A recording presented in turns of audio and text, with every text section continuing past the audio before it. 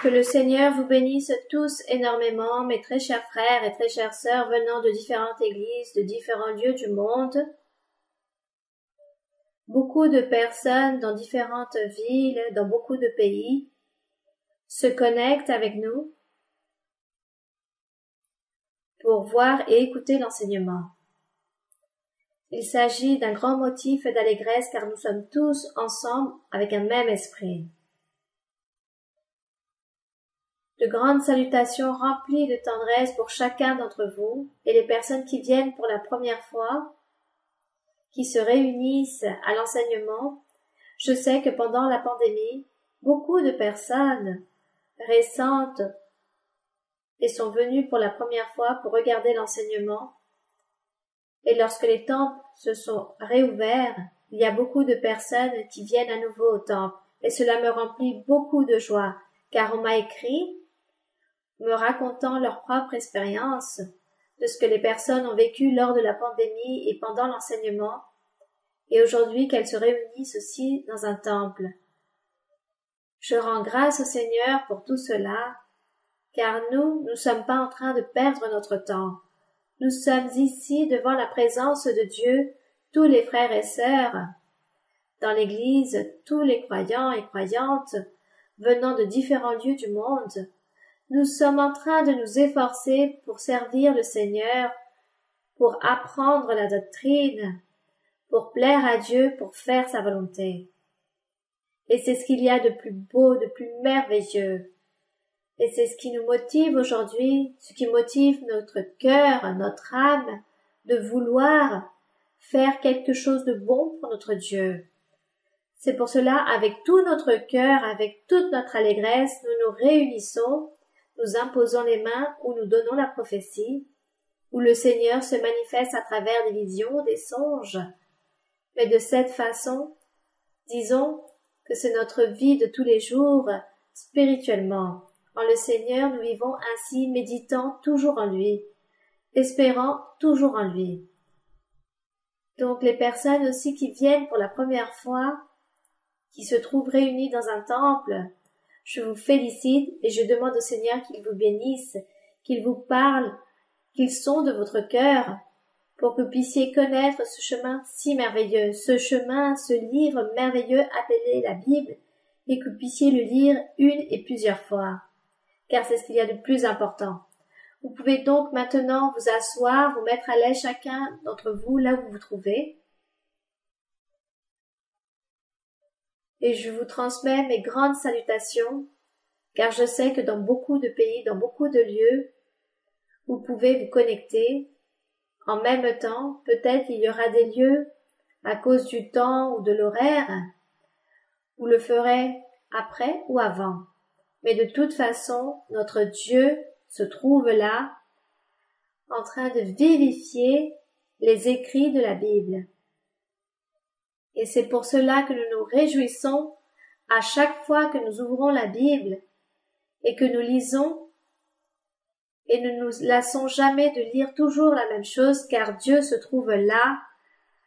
Son esprit est là pour nous donner cette allégresse, cette espérance, nous donnant cette motivation pour continuer de l'avant, nous donnant cette consolation, et le Saint-Esprit réellement, c'est lui qui réalise cette œuvre merveilleuse dans notre vie, dans notre conscience, dans notre cœur, dans notre pensée, dans notre être. On rend grâce au Seigneur pour tout cela. Donc, maintenant, le Seigneur aussi sera avec nous lors de cet enseignement si merveilleux dans Hébreux 9.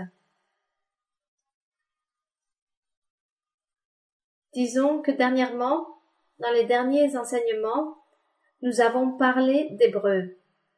Mais réellement, Hébreux, le livre d'Hébreux a 13 chapitres. Aujourd'hui, celui qui nous correspond, il s'agit du chapitre 9 d'Hébreux. J'ai voulu lire ainsi chapitre par chapitre, car dans chaque chapitre, il y a différents thèmes, différents sujets, mais ici, nous parlons un peu de tout. Nous parlons un peu de plusieurs choses. Et vraiment, il s'agit du même Dieu. Nous parlons toujours de lui. Et dans Hébreux, il s'agit d'un livre très intéressant. Et cela fait que notre foi puisse s'accroître. Notre croyance en le Seigneur Jésus-Christ, comme ce pasteur, ce berger divin, le Messie, le Sauveur, comme le souverain sacrificateur Melchisédek, comme ce tabernacle que Dieu a dit à Moïse qu'il devait diriger, gouverner. Donc le Seigneur Jésus-Christ est le tout en tous.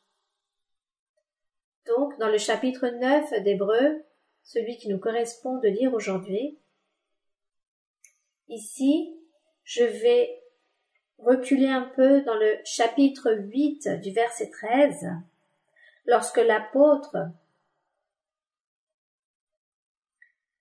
parlait d'une nouvelle alliance, que le Seigneur avait réalisé une alliance anciennement avec Moïse dans la montagne du Sinaï. Il lui avait donné les tables de la loi.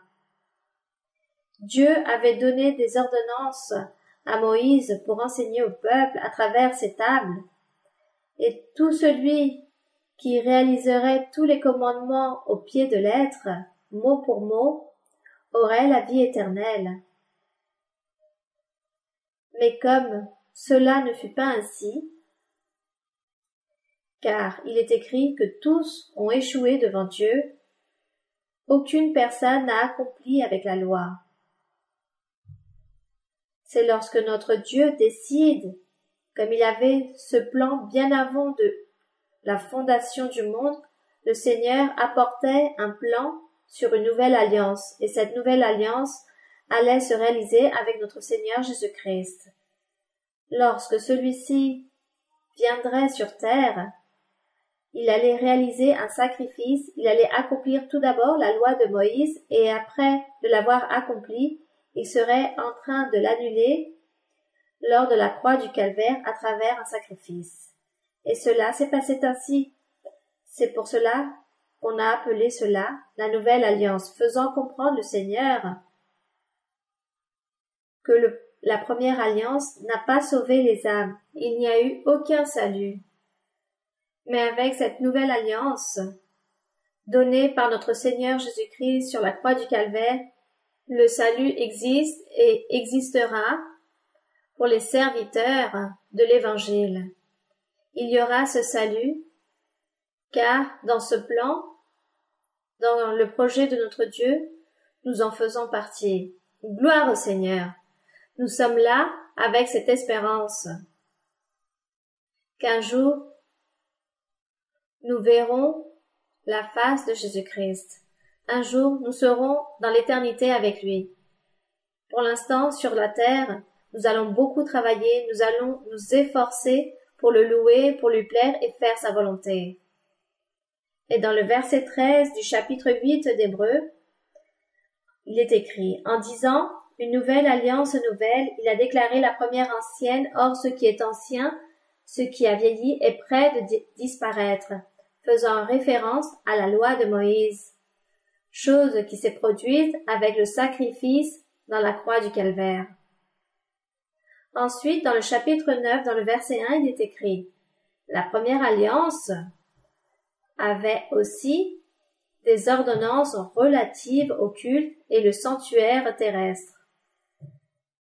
Il dit que la première alliance, cette alliance que Dieu avait réalisée avec Moïse dans la montagne du Sinaï, il y avait des ordonnances relatives au culte et il y avait un sanctuaire.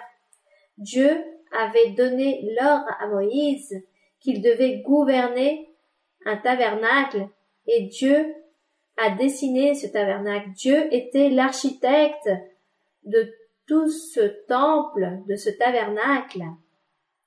Il a enseigné qu'il devait le réaliser avec les meilleurs bois, les meilleurs tissus, avec les meilleurs lins, avec toutes les pierres précieuses, les meilleurs métaux.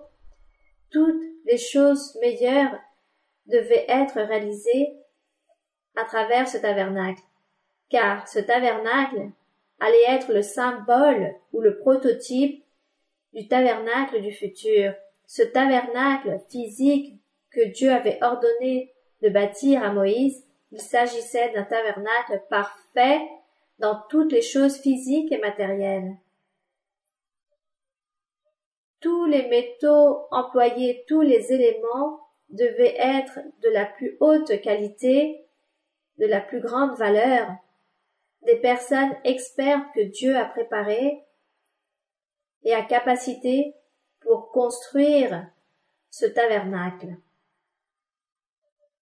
Même des personnes qui réellement étaient remplies de l'Esprit de Dieu, Dieu les nommait pour réaliser ces tissus, pour réaliser même les fils, car tout devait être tissé avec des fils d'or, avec les plus choses de meilleure qualité, de telle façon que Dieu montrait à Moïse comment devait être construit ce tabernacle. Il devait être parfait à l'intérieur, à l'extérieur, car dans ce tabernacle, Dieu allait se manifester.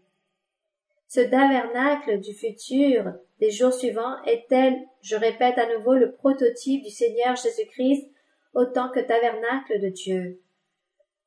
Et c'est pour cela, il dit que cette première alliance avait aussi des ordonnances relatives au culte et le sanctuaire terrestre, verset 2. Un tabernacle fut, en effet, construit. L'apôtre ici commence à énumérer le tabernacle qu'avait bâti Moïse. Il dit que celui-ci était construit de la façon suivante.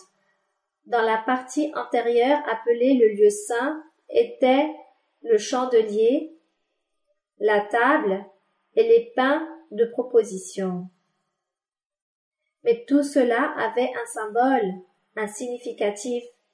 Tout cela, c'était l'ombre du futur, du tabernacle futur. Dans ce lieu saint, on dit qu'il y avait un chandelier qui éclairait jour et nuit. Et ce chandelier, comme je l'ai enseigné précédemment, représentait un être humain, un croyant en Jésus-Christ, un serviteur de l'évangile de Jésus-Christ, qui fait la volonté de Dieu, qui s'éloigne de tout ce qu'on appelle le péché et commence à plaire à Dieu en tout.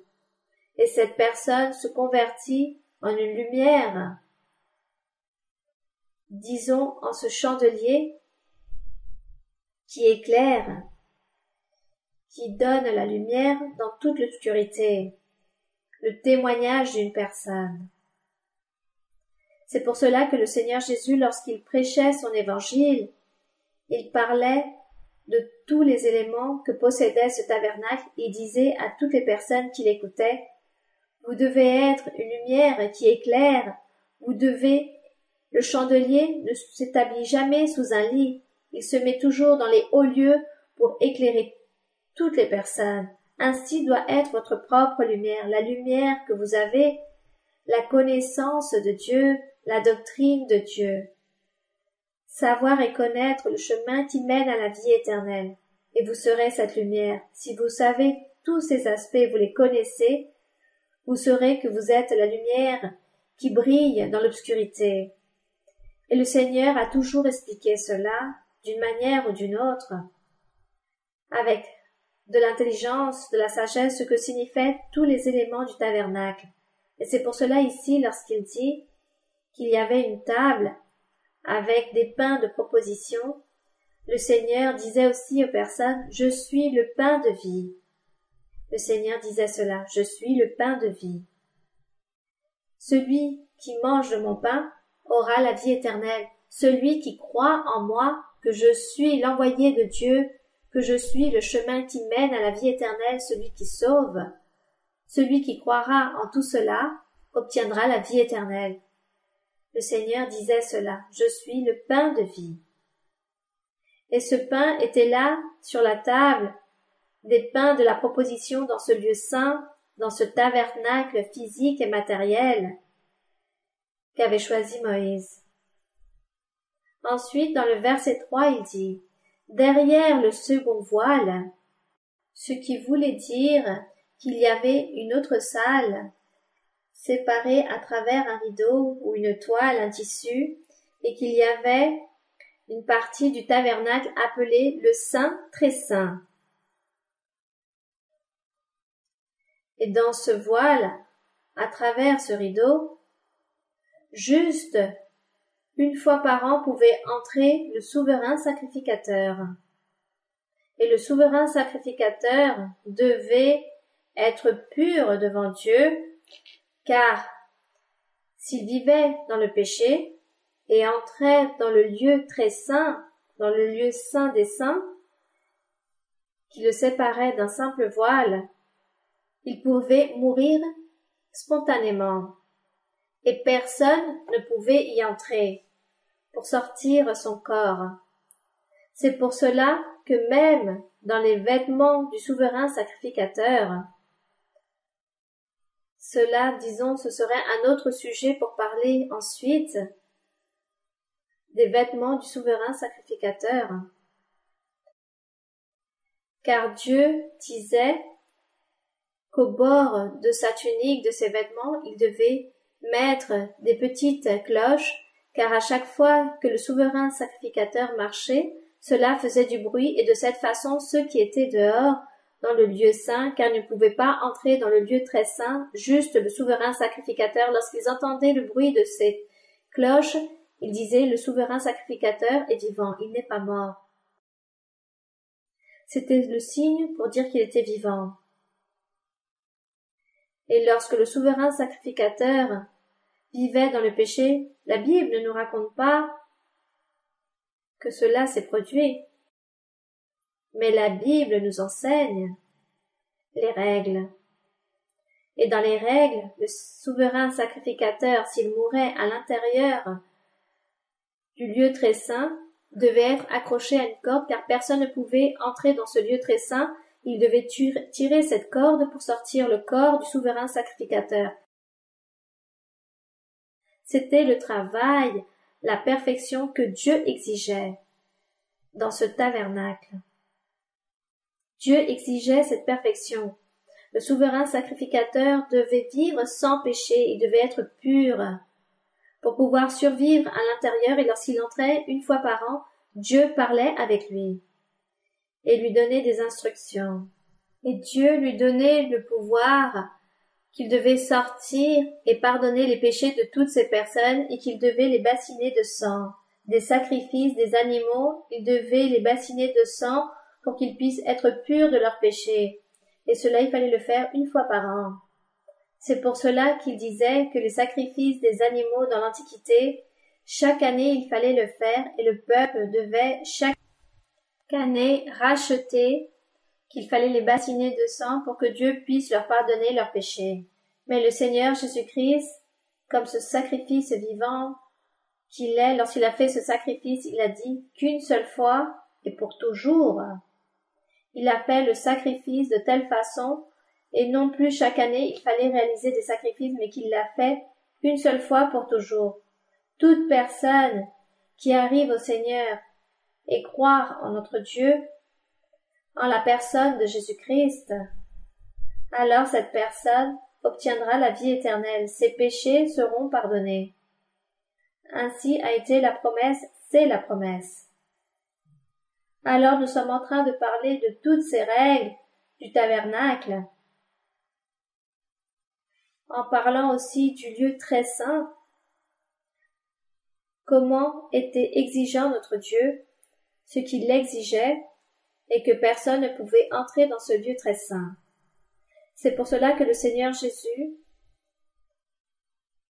lorsqu'il a réalisé le sacrifice sur la croix du Calvaire, il dit que ce jour-là, il y a eu des tremblements de terre. Dieu s'est manifesté ce jour-là, et les personnes terrifiées, horrifiées, épouvantées, apeurées, couraient dans tous les sens, car elles ne savaient pas ce qui se produisait. Mais, dans un lieu des évangiles, il est écrit que le voile du temple s'est déchiré, et c'était ce voile précisément qui séparait le lieu saint du lieu très saint, et que physiquement ce voile s'est déchiré dans ce temple qu'il y avait dans l'ancien temps, ce temple physique. Personne n'a compris le significatif de cela, de ce signe que Dieu avait réalisé lors de la mort du Seigneur. Personne n'avait compris. Ils ont juste vu que ce voile était déchiré et que la porte, tout était ouvert, où il disait « tous peuvent entrer ». Il ne s'agit plus du souverain sacrificateur une fois par an. Maintenant, vous tous pouvez rentrer, car vous savez qu'est-ce que cela signifie? Ce lieu était Jésus-Christ. Il a vaincu la mort. Il a vaincu l'ennemi sur la croix du Calvaire. Il a déchiré ce voile. Il a dit « Aucun voile ne doit exister, car tous les êtres, tous ceux qui croient et déposent leur confiance en moi, disait le Seigneur, toutes ces personnes ont l'opportunité de parler avec Dieu, et non plus juste le souverain sacrificateur une fois par an, mais tous les serviteurs de l'Évangile. Gloire à notre Dieu. Tous les serviteurs de l'Évangile peuvent parler avec Dieu. Et ce n'était plus une fois par an, mais à n'importe quel moment. C'était la grande œuvre que le Seigneur Jésus-Christ a laissée. C'est l'œuvre du Saint-Esprit. Nous donnons cette liberté et ce pas libre, ce choix, en ôtant cette frontière, ce mur qu'il y avait entre le lieu saint et très saint, en ôtant cela et donnant l'entrée pour tous entrer et parler avec Dieu. Tous peuvent avoir cette communion avec Dieu. C'est vraiment un plan merveilleux, une nouvelle alliance merveilleuse. C'était la nouvelle alliance. Regardez que la nouvelle alliance, les merveilles qu'a fait cela dans notre vie, que nous puissions aujourd'hui parler avec le Seigneur. Alors que dans l'ancien temps, juste le souverain sacrificateur pouvait parler une fois par an. Il devait être pur de péché. C'est vraiment les merveilles de notre Dieu, ce que Dieu fait, ce qu'il a fait, ce plan merveilleux que Dieu nous a laissé. Nous allons continuer ici de parler du tabernacle. Qu'est-ce que nous trouvons encore? Quelle chose merveilleuse nous trouvons ici encore? Nous avons parlé ici dans le verset 3 que dans le second voile se trouvait la partie du tabernacle appelée le Saint des Saints, c'est-à-dire le lieu très saint. Le Seigneur Jésus-Christ, avec son sacrifice sur la croix du Calvaire, a donné la liberté à tous pour que tous nous puissions parler avec Dieu. Et ici, dans le verset 4, il dit « Renfermant l'autel d'or pour les parfums et l'arche de l'alliance entièrement recouverte d'or. » Là se trouvait l'arche de l'alliance. Nous parlons du tabernacle qu'a dirigé Moïse. Il y avait l'arche de l'alliance entièrement recouverte d'or.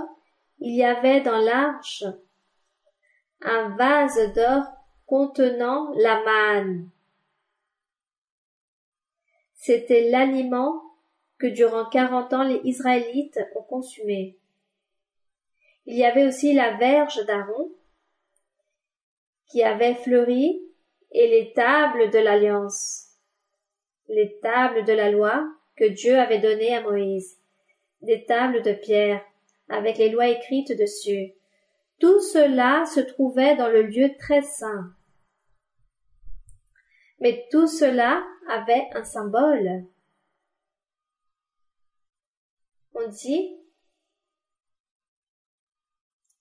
que tout cela, que Dieu a établi dans ce lieu saint des saints, c'était juste le souverain sacrificateur une fois par an qui pouvait contempler ces merveilles, tout ce qui se trouvait là-bas dans ce lieu secret.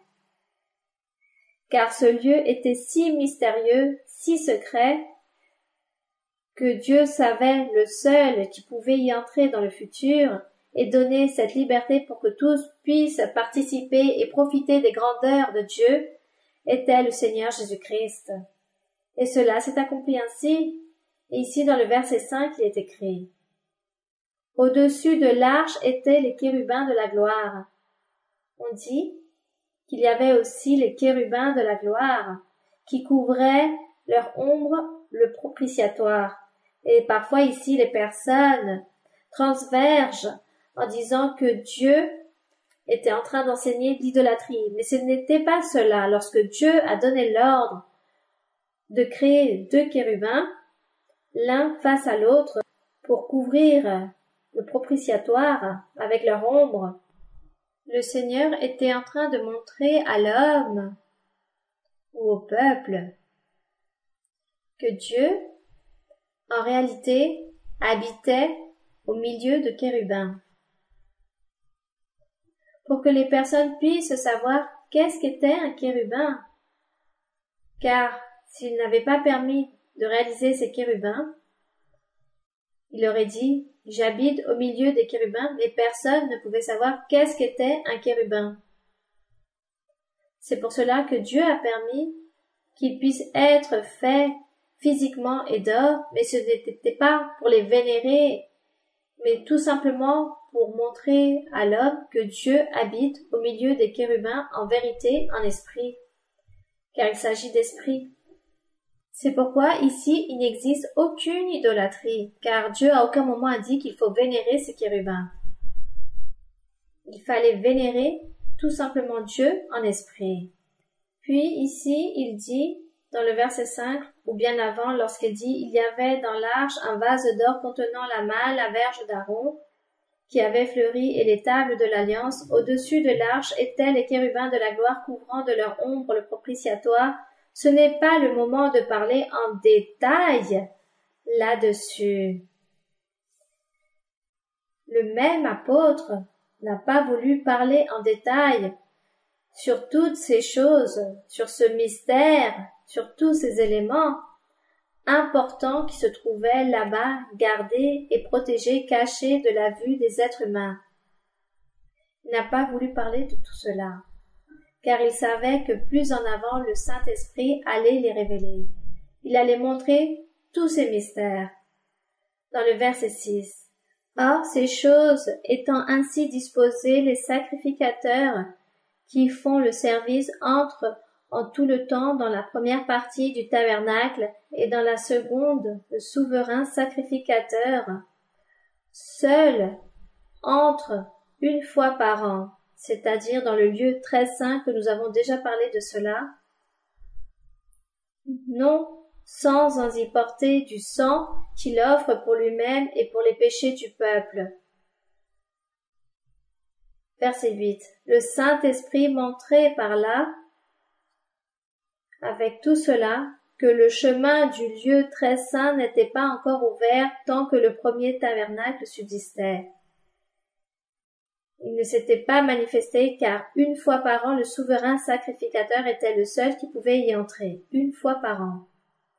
Et ici il dit que le Saint-Esprit montrait que le chemin du lieu très saint n'était pas encore ouvert, tant que le premier tabernacle subsistait, c'est-à-dire le lieu saint. Tant que le lieu saint subsistait, c'est-à-dire le lieu saint symbolisait la loi de Moïse. Et Dieu disait, tous doivent accomplir la loi de Moïse pour obtenir la vie éternelle. C'était le lieu saint. Et tant que le lieu saint subsistait, cette loi, et que personne n'a pu l'accomplir, alors quelqu'un devait venir pour annuler cette première partie, ce premier lieu, ce lieu saint. Jésus-Christ est venu, il a annulé, il a ôté cette première partie, ce premier tabernacle, et il est entré dans son sacrifice, il est entré au lieu très saint. Il a laissé le chemin ouvert, la porte ouverte pour que tous puissent y entrer et avoir cette communion avec Dieu. Donc, le Saint-Esprit a fait cette œuvre merveilleuse en disant, pendant que le premier tabernacle subsisterait, on ne pouvait pas ouvrir le lieu très saint. Verset 9. C'est une figure. Il dit que c'est un symbole pour le temps actuel. Le lieu très saint, cette partie qui était là-bas cachée, où une fois par an juste le souverain sacrificateur y entrait, là-bas, c'était un lieu réservé, c'était une figure pour le temps actuel. Mais quel temps actuel ou présent? Ici, l'apôtre disait et parlait du véritable évangile de Jésus-Christ et Jésus-Christ autant que le seul chemin qui mène à la vie éternelle. C'était cette figure, ce symbole, le temps présent, ce temps actuel, Jésus-Christ avec son évangile. Un temps actuel que nous aujourd'hui nous menons plus de 2000 ans. C'est ce temps actuel. Et encore nous disons, et nous parlons du temps présent, car le Seigneur Jésus-Christ réalise encore son travail. Il travaille, il n'est pas encore venu sur sa nuée pour emporter son peuple. C'est pourquoi le temps est toujours actuel. Donc, je relis le verset 9. C'est une figure pour le temps actuel où l'on présente des offrandes et des sacrifices qui ne peuvent rendre parfait sous le rapport de la conscience celui qui rend ce culte. Ici, l'apôtre parlait aux non-croyants, aux personnes infidèles qui avaient écouté l'évangile, la parole du Seigneur, mais ne voulaient pas y croire. Ces personnes disaient, nous ne voulons pas suivre et accomplir ou faire ou travailler, mais juste avec la loi de Moïse, car nous voulons continuer à croire en Moïse. C'est ce qui s'est produit. Et c'est pour cela ici l'apôtre dit que dans ce temps actuel, ils allaient continuer à réaliser certains sacrifices dans certains lieux pour présenter leur offrande. Mais ce culte n'avait aucune validation, n'a eu aucune validation depuis plus de 2000 ans, avec le sacrifice du Seigneur Jésus. Et c'est très triste et très lamentable pour beaucoup de personnes. S'irritent, n'aiment pas, cela leur déplaît d'entendre toutes ces choses, d'entendre cette parole. Les personnes, disons, que sont devenues obstinées, bornées dans leur propre culture, dans leurs croyances, dans la recherche. Les personnes essaient, ou certains d'entre eux essaient de chercher Dieu et ne le trouvent pas. Dieu ne se manifeste pas dans leur vie, d'aucune façon. Cependant, le caprice, l'obstination, l'acharnement, l'endurcissement continuent à être présents en ces personnes. Mais nous rendons grâce à notre Dieu, car nous aussi, à un temps particulier, ancien, nous avons vécu dans cette ignorance, nous avons vécu dans l'idolâtrie. Mais aujourd'hui, le Saint-Esprit a fait une grande merveille dans notre vie, car il nous a ouvert les cieux et nous a apporté ici à cette compréhension, à comprendre parfaitement ce chemin merveilleux de l'évangile parfait de Jésus-Christ. Et nous rendons grâce à notre Dieu pour tout cela. C'est pourquoi nous ne devons pas mépriser ni abandonner ce chemin que Dieu est en train de nous montrer. Dieu est en train de nous accompagner de sa main. Pourquoi mépriser Dieu? À cause des choses de la vie, à cause des choses sans saveur, à cause des afflictions, des jours difficiles qui nous arrivent dans notre vie, nous ne devons pas changer cela. Car ce plan merveilleux que Dieu est en train de nous offrir, car il nous a destinés, il nous mène dans un lieu merveilleux pour nous mener à la vie éternelle. Et Dieu nous dit, soyez forts, courageux, vaillants, luttez, car il faut lutter, batailler, car vous avez un grand ennemi très fort, très puissant, il essaiera de vous détruire, de vous sortir de ce véritable chemin, il essaiera de vous souiller, de vous corrompre ou vous ôtera les bénédictions. Alors vous devez être ferme et continuer de l'avant avec une grande conviction, avec sûreté, voulant chaque jour découvrir la vérité de Dieu, la connaissance du Seigneur à travers de la Bible, à travers la lecture de la Bible, sans oublier de lire ce livre, sans le laisser dans l'oubli. Mais au contraire, continuez à lire, car le Saint-Esprit, à chaque fois que le temps passe, il va vivifier les écrits. Donc, nous devons continuer dans cette lutte et être reconnaissants envers Dieu. Maintenant que nous lisons tout cela, nous nous rendons compte ce que le Seigneur a fait pour nous, et que nous aussi, nous devons donner à Dieu ce qu'il mérite. Et ici, dans le verset 10, lorsqu'il dit que les personnes, beaucoup de personnes, toutes ces personnes, disons, capricieuses, obstinées, acharnées, ont voulu suivre leur propre chemin de l'ancien temps. C'est pourquoi il dit dans le verset 10 que ce chemin dans l'ancien temps, cette pratique, ce culte de la loi de Moïse, consiste avec les aliments, les boissons, car en tout cela se sont dédiées les personnes à manger certains aliments, à abandonner d'autres, à boire certaines boissons et en abandonner d'autres. C'est pourquoi il parle de diverses ablutions aussi, c'est-à-dire diverses coutumes, règles et beaucoup d'autres que les gens se sont inventés et continuent à s'inventer et à réaliser en disant que nous sommes en train d'accomplir avec ce que Moïse nous a enseigné. Des choses que Dieu ne regarde plus, ne contemple plus, toutes ces personnes qui réalisent toutes ces choses. Donc il parle de diverses ablutions étaient des ordonnances charnelles imposées seulement jusqu'à une époque de réformation. Donc ces personnes se sont emmêlées, se sont perdues à cause de toutes ces choses, car cela n'a conduit à rien de bon. Car toutes les personnes se sont dédiées aux choses physiques et matérielles. Je ne bois pas, je ne mange pas, mais je réalise des fêtes particulières dans l'année, et dans mes festins, je réalise certains et je mange certains aliments, je bois, et de cette façon, on pense plaire à Dieu, mais cela n'est pas ainsi. Car les personnes ont oublié les choses importantes, les vertus, les qualités, la morale. Les personnes ont abandonné toutes ces choses.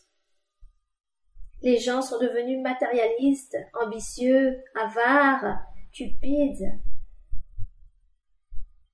Cupides à cause des richesses, voulant être milliardaires, ou voulant occuper des hauts postes. Toutes ces choses matérielles. Mais le cœur loin de Dieu. Donc l'apôtre avait raison lorsqu'il dit dans le verset 10 que réellement il réalisait un culte pour Dieu, mais il s'agissait juste d'aliments, de boissons, de coutumes, d'ordonnances charnelles qui n'avaient aucune validation. Et dans le verset 11, il dit « Mais Christ est venu comme souverain sacrificateur des biens à venir. Il a traversé le tabernacle plus grand et plus parfait, qui n'est pas construit de main d'homme, c'est-à-dire non de cette création. On dit que Jésus-Christ, lui, autant que souverain sacrificateur, autant que ce tabernacle parfait, il dit que ce tabernacle n'a pas été construit, bâti ou créé par des mains d'hommes, d'êtres humains, comme l'a été créé le tabernacle de Moïse, mais qu'il s'agit d'un tabernacle créé spirituellement, créé par Dieu même.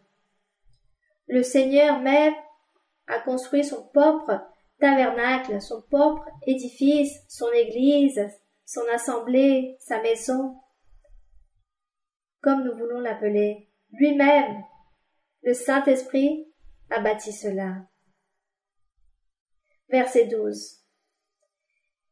Le tabernacle entrait une fois pour toutes dans le lieu très saint, non avec le sang des boucs et des veaux, mais avec son propre sang de Jésus-Christ ayant obtenu une rédemption éternelle. Symboliquement, lorsque le Seigneur fut sacrifié, il dit qu'il est entré dans le lieu très saint, c'est pour cela le voile a été déchiré. Le voile du temple s'est déchiré. Le voile physique, qui dans l'ancien temps existait dans le temple physique, s'est déchiré, et personne n'a pu comprendre cela. Que s'est-il passé? Dieu était là en train de montrer beaucoup de choses, mais personne n'avait compris, car c'était un langage de Dieu. Et dans le verset 13, il dit, « Car si le sang des taureaux et des boucs et la cendre d'une vache répandue sur ceux qui sont souillés sanctifie et procure la pureté de la chair, combien plus, avec plus d'importance, les choses les plus importantes, le sang de Christ, qui, par un esprit éternel, s'est offert lui-même sans tâche à Dieu. Il dit, combien plus, lui qui est pur, purifiera-t-il votre conscience des œuvres mortes? Il nous purifie de notre conscience, de toutes nos mauvaises pensées, de nos mauvaises actions, de nos mauvaises œuvres, en train de réaliser la méchanceté dans tous les aspects à notre prochain, péchant constamment. De quoi me sert de manger cet aliment, celle-ci et celle non, ou de boire ceci ou cela non? De quoi cela me sert s'il ne s'agit pas de ma conscience? Disons qu'il s'agirait plutôt de mon propre ventre, mais non de ma conscience. Nous devons donc purifier notre conscience. L'aliment n'a rien à voir dans tout cela. Nous pouvons manger absolument de tout. On peut manger de tous les animaux, de toutes les nourritures, tous les plats, on peut les manger, on peut tout boire. Il ne s'agit plus de la conscience. Ce que vous mangez ou cessez de manger, cela ne va pas purifier votre conscience. On la purifie avec l'Esprit de Dieu, avec le pouvoir de Dieu, avec le changement, la transformation qu'il fait en nous. Nous changeons de pensée et nous devenons miséricordieux, tendres, patients, tolérants. Nous souffrons avec ceux qui souffrent, nous pleurons avec ceux qui pleurent. Si les personnes ont des besoins, je donne à mon prochain, je lui offre de mes biens, pour qu'il n'aille pas mourir de faim ou qu'il ne soit pas dans le malheur. Donc, je regarderai comment je peux tendre la main à mon prochain. Ça, c'est l'amour, la charité, ce que Dieu établit dans notre vie, dans notre conscience, pour faire avec les autres. C'est cela.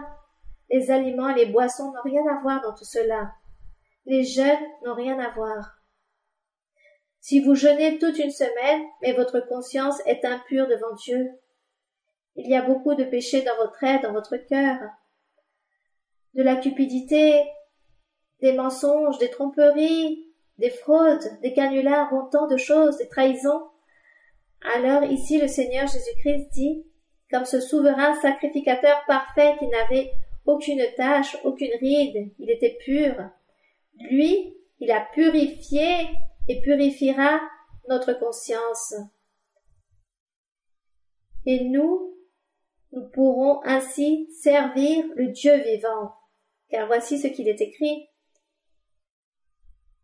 Car il dit combien plus le sang de Christ qui par un esprit éternel s'est ouvert lui-même sans tache à Dieu, purifiera-t-il votre conscience des œuvres mortes, afin que vous serviez le Dieu vivant. Gloire à notre Dieu. Pour servir le Dieu vivant. Mais servir le Dieu vivant, je ne vais pas lui servir en cessant de manger ou de boire, ou en jeûnant toute une semaine. Non, on ne va pas servir le Seigneur de cette façon. C'est la conscience, il faut qu'elle soit pure, le cœur pur, les mains innocentes. Nous devons être libres de péché, ne pas commettre de péché, ne pas faire des choses mauvaises ou impures. Voici ce que fait ce souverain sacrificateur parfait qui est entré dans le lieu très saint, et c'est lui qui a purifié nos consciences. Donc nous, de cette façon, nous pourrons dire « Je peux plaire à Dieu, car j'ai quelqu'un qui m'aide ou qui est en train de m'aider à réussir à servir Dieu et à faire sa volonté et à plaire le Seigneur en tout. » Verset 15.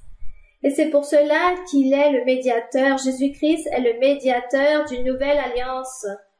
afin que la mort étant intervenue pour le rachat des transgressions commises sous la première alliance, ceux qui ont été appelés reçoivent l'héritage éternel qui leur a été promis. Car là où il y a un testament, il est nécessaire que la mort du testateur soit constatée. Et c'est ce qui s'est produit. Comme il y avait un testament, une alliance que Dieu avait fait avec Moïse, ce testament devait être annulé. Il devait avoir la mort du testateur pour être constaté. C'est pour cela que le Seigneur Jésus-Christ a dû mourir et ressusciter pour lui annuler cette alliance ancienne. Et dans le verset 17, il dit « Un testament, en effet, n'est valable qu'en cas de mort, puisqu'il n'y a aucune force tant que le testateur vit. Si le Seigneur Jésus-Christ n'était pas mort sur la croix du calvaire, la loi de Moïse ne serait pas annulée. » Verset 19. Car Moïse, après avoir prononcé devant tout le peuple tous les commandements de la loi, prit le sang des veaux et des boucs avec de l'eau, de la laine écarlate et de l'hysope, et il fit l'aspersion sur le livre lui-même et sur tout le peuple en disant « Ceci est le sang de l'alliance que Dieu a ordonné pour vous. » En plus de cela, il fit pareillement l'aspersion avec le sang sur le tabernacle et sur tous les ustensiles du culte. Et presque tout, d'après la loi, est purifié avec du sang, et sans effusion de sang, il n'y a pas de pardon. C'est ce que le Seigneur Jésus-Christ a fait là-bas sur la croix du calvaire. Lui, autant que testateur, il a dû mourir, réaliser le sacrifice, verser son sang pour le pardon de péché et pour qu'il y ait un changement de testament, qu'il y ait une nouvelle alliance. Ce souverain sacrificateur l'a fait ainsi. Ici, dans le verset 23, il dit « Il était donc nécessaire, puisque les images des choses qui sont dans les cieux devaient être purifiées de cette manière, que les choses célestes elles-mêmes le fussent par des sacrifices plus excellents que celles-là. » Donc on dit tout ce qui est arrivé dans l'ancien temps, c'était qu'une figure des choses qui allaient venir dans le futur. Tout était une figure pour le temps actuel. Ce tabernacle qu'a dirigé Moïse, disons, avec toute l'élégance, avec toutes les richesses, avec toutes les magnificences, c'était la figure du tabernacle futur. Qui plus que ce tabernacle que notre Seigneur Jésus-Christ, qui réunissait toutes les règles, lui qui réunissait tout cela, et ensuite ses croyants, ses serviteurs aussi qui doivent être cette lumière, doivent être témoignage et bon exemple. Et ici, dans le verset 24, il est écrit « Car Christ n'est pas entré dans un sanctuaire fait de main d'homme, en imitation du véritable, mais il est entré dans le ciel même, afin de comparaître maintenant pour nous devant la face de Dieu. » Il dit que le Seigneur Jésus, lorsqu'il est entré dans le sanctuaire, dans le lieu très saint, il n'est pas entré dans celui qui était physique, mais il est entré réellement dans le véritable devant la présence de Dieu, du Père, dans le même ciel, afin de comparaître lui-même devant la face de Dieu avec cette œuvre merveilleuse, avec cette œuvre rédemptrice. On rend grâce au Seigneur, car nous, aujourd'hui, nous allons profiter, ou peut-être nous sommes déjà en train de profiter, de toutes ces bénédictions merveilleuses que le Seigneur a fait depuis tout ce temps, avec sa nouvelle alliance. Gloire au Seigneur. Puis dans le verset 25, il dit « Et ce n'est pas pour s'offrir lui-même plusieurs fois qu'il y est entré comme le souverain sacrificateur physique une fois par an avec du sang étranger des animaux. Autrement, il aurait fallu qu'il eût souffert plusieurs fois depuis la création du monde, le Seigneur Jésus, tandis que maintenant, à la fin des siècles, il a paru une seule fois pour abolir le péché pour son sacrifice, le Seigneur Jésus-Christ. Et comme il est réservé aux hommes de mourir une seule fois, après quoi vient le jugement, de même Christ, qui s'est offert une seule fois pour porter les péchés de plusieurs, apparaîtra sans péché une seconde fois à ceux qui l'attendent pour leur salut, pour ceux qui espèrent en lui, faisant référence, lorsqu'il viendra sur sa nuée pour emporter son peuple. On rend grâce au Seigneur Jésus-Christ car à travers de son véritable évangile, avec l'introduction de son Saint-Esprit, car l'évangile véritable du Seigneur, c'est celui dont le Saint-Esprit guide, oriente, gouverne l'assemblée, l'Église. Les dons spirituels, la manifestation de Dieu, purifiant les cœurs des personnes, purifiant les consciences. C'est le véritable évangile. Car il existe des millions de religions, beaucoup disent être chrétiens, et nous sommes chrétiens, et certains marchent aussi avec la Bible sous leurs bras, mais lisent la Bible de manière littéraire comme s'il s'agissait d'un simple livre, comme s'il s'agissait d'une simple histoire. Oh, l'histoire est très belle, l'histoire de Daniel ou de Rebecca.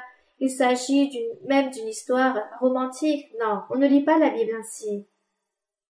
La Bible se lit avec l'aide du Saint-Esprit, avec l'aide de l'Esprit de Dieu, avec l'aide des dons spirituels. Et Dieu commence à purifier les consciences. Car le Seigneur Jésus-Christ étant ce souverain sacrificateur, ce tabernacle, il est venu pour cela, pour réaliser cette merveilleuse œuvre, ce grand miracle. Et c'est le véritable évangile de Jésus-Christ. Ce n'est pas simplement lire ici de manière littéraire, ou d'interpréter de manière littéraire, et avec cela est suffisant, non. L'Esprit de Dieu doit être proche de vous, purifiant votre conscience, ôtant des mauvais esprits, des démons, vous enlevant, chassant des malédictions, des sorcelleries, des envoûtements. Le Saint-Esprit doit vous donner la paix, de la délivrance, de la joie, de la tranquillité, de la paix, de la santé aussi. Voici ce que le Saint-Esprit doit faire dans votre vie. Lorsque vous recevez cela et vous sentez cela, vous dites « Je suis dans le véritable évangile de Jésus-Christ. Béni soit le nom du Seigneur. » Alors je vous invite, pour que chacun d'entre vous puissiez réfléchir, lisez la Bible d'une manière différente, non comme une histoire, non comme un livre de poésie, non comme un conte de fées, en lisant « Ah, cela est arrivé à ce personnage aujourd'hui, non. » Mais comme Dieu est mort, n'est-ce pas? Ou parce que Dieu est mort, non. Dieu continue à vivre. C'est le même hier et aujourd'hui. Ce qu'il a fait hier, il le fait aussi aujourd'hui. Ce que Dieu a fait avant avec les personnes, il le fait aussi aujourd'hui avec nous tous. Car il vivifie ses écrits. Il est vivant, il n'a pas changé, il n'a pas passé de mode. Dieu existe. Dieu est là. Alors, faites votre choix, cherchez Dieu.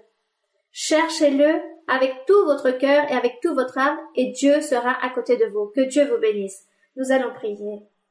Mon Père saint, Père céleste, Père de notre Seigneur Jésus-Christ, notre Dieu, notre Roi, tu vivifies ce qui est mort, tu vivifies tout ce qui est inerte, qui ne bouge pas, mais tu es puissant.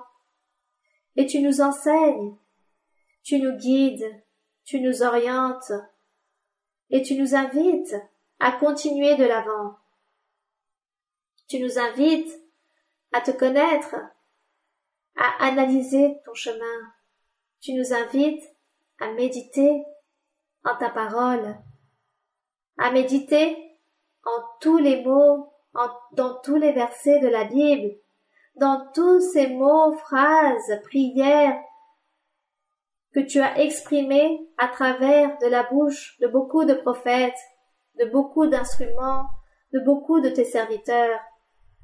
Tu nous invites pour que nous puissions réfléchir, méditer en tout cela, et que nous puissions disposer notre cœur, et que notre cœur soit toujours ouvert pour toi, pour que tu puisses entrer y habiter, que tu puisses habiter dans notre cœur, être proche de nous, nous guider, nous orienter, nous accompagner, pour que tu sois cet ami, cet accompagnant, car tu marches à notre droite, tu es notre ombre.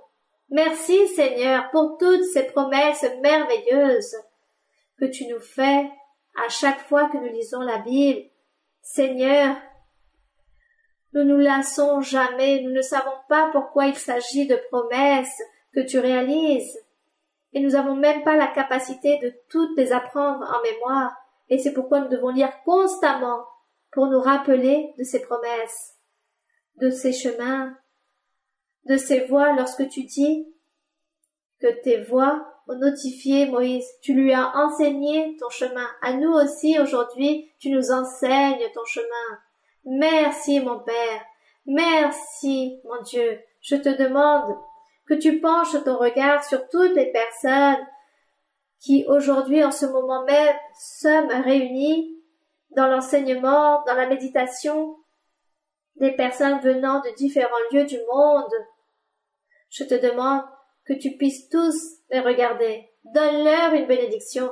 Tends ta main toute puissante. Bénis-les. Bénis-les, donne-leur la joie, la paix, l'allégresse. Que ton Saint-Esprit descende sur chacun d'entre eux. Remplis-les de ton Saint-Esprit, de ton pouvoir, de ta grâce. Je te demande aussi de la miséricorde pour ceux qui sont malades. Beaucoup de personnes sont malades, hospitalisées, dans un état de coma. Beaucoup de personnes, mon Seigneur, se trouvent là, qui appartiennent à l'Église, qui ont connu ton chemin. Je te demande, Seigneur, tends ta main sur toutes ces personnes, que ta miséricorde soit sur eux, et donne-leur une opportunité de vivre pour que ces personnes puissent travailler et accomplir tout ce que tu leur ordonnes. Qu'ils travaillent dans ta vie et gagnent des âmes pour toi. Sûrement ces personnes n'ont pas encore réalisé ce travail. Donne-leur cette opportunité de vie. Et pour les personnes qui sont malades, tends ta main. Guéris chaque personne. Libère aussi ceux qui sont victimes de sorcellerie et d'envoûtement. Libère, délivre ceux qui sont victimes de toutes ces malédictions. Tu es puissant, tu es amour, et ta miséricorde est pour toujours. Merci mon Père, au nom glorieux de Jésus-Christ, ton Fils bien-aimé. Que l'honneur et la gloire soient pour toi, aujourd'hui et pour toujours. Amen. Gloire au Seigneur. Esta es la iglesia del Señor, casa de Dios, puerta del cielo es. Él la llamó su casa de oración, porque esta es la iglesia del Señor. Esta es la iglesia del Señor. Casa de Dios, puerta del cielo es. Él la llamó su casa de oración, porque esta es la iglesia del Señor. Gloire à notre Dieu. Merci beaucoup mes très chers frères et très chères sœurs, ainsi que toutes les personnes. Je vous transmets de grandes salutations remplies de tendresse ainsi qu'aux enfants. Merci, à très bientôt.